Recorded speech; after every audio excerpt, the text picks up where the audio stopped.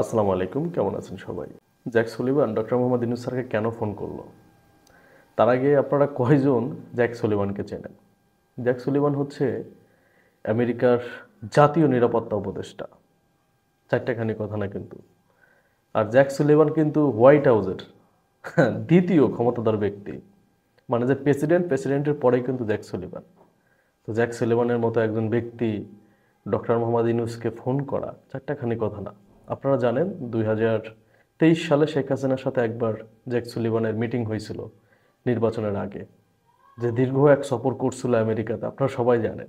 ওই সফরে জ্যাক সুলিভানের সাথে একটা মিটিং হয়েছিল। ওই মিটিংয়ে শেষ করা নাই নাকি, যে সেই মিটিং শেষ হওয়ার আগেই নাকি শেখ হাসিনা বের হয়ে গেছিল। তখন থেকে জ্যাক সুলিভানকে সবাই চেনে বাংলাদেশের। এখন আপনারা যারা চেনে না তাদেরকে বললাম, সে ফোন করছে। সে ফোন করে তো আমরা যতদূর জানি ডক্টর মোহাম্মদ ইউনূস কিন্তু বলছে তার সাথে কি কথা হয়েছে। এখন সব কথা তো ডক্টর মোহাম্মদ ইউনূস প্রকাশ্যে বলে নাই, যে কথা হয়েছে সেটাই বলছে। যে আমাদের ডক্টর মোহাম্মদ ইউনূস সরকারকে অভিনন্দন জানাইছে, সাথে কাজ করবে, এই ধরনের কথা। এটা তো বলবেই, যে কোনো সরকার এটা বললেও এটা বলবে যে কাজ করতে আগ্রহী, একসাথে কাজ করবে, এই কথাগুলো বলবে।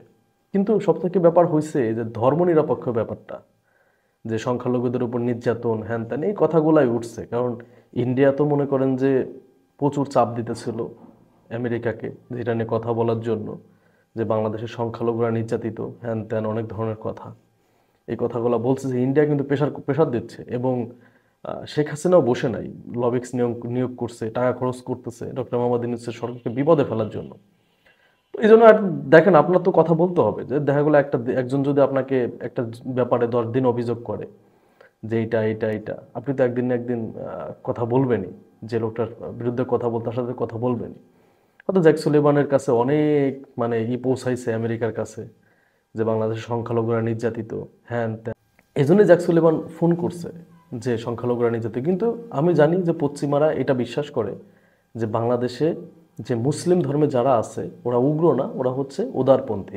90% যতই মুসলিম হোক না কেন, পৃথিবীর যতগুলা দেশে মুসলিম আছে সব থেকে উদারপন্থী মুসলিম বাংলাদেশিরাই, এটা বিশ্বাস করে। যাই হোক, সেই জন্য হয়তো এতদিন চুপ করে চলে, প্রোপাগান্ডা ছড়াইছে যে বাংলাদেশের সংখ্যালঘুরা নির্যাতিত, এত মানুষ মারছে, এটা করছে সেটা করছে, অনেক কথাই কিন্তু বলছে। ওরা বলতে 2000-3000 মানুষ মেরে ফেলছে, যদিও বাংলাদেশে কিছু ঘটে নেই। তো ফোনটা দেওয়াই স্বাভাবিক, যেহেতু বাংলাদেশ পাশের দেশ ইন্ডিয়া। এই ইন্ডিয়া অভিযোগ করছে, ফোন দিবে না? তারপরে আবার আমাদের মাহফুজ আলম যে একটা ঘটনা ঘটাইছে, যে বাংলাদেশে আপনার কি করছে, ওই বাংলাদেশের মানচিত্র বাড়াবে, এই ধরনের কথা বলছে। এটা নিয়েও কথা হইতে পারে। তবে জ্যাক সুলিভান ফোন দেয়া নর্মাল কোনো ইস্যু না। হয়তো বড় কোনো ইস্যুর জন্যই ডক্টর মোহাম্মদ ইউনূসকে ফোন দিছে। দেখি যদি বড় কোনো ইস্যু থাকে হয়তো আমরা জানতে পারবো। আমরা জানার অপেক্ষাতেই থাকি। ধন্যবাদ।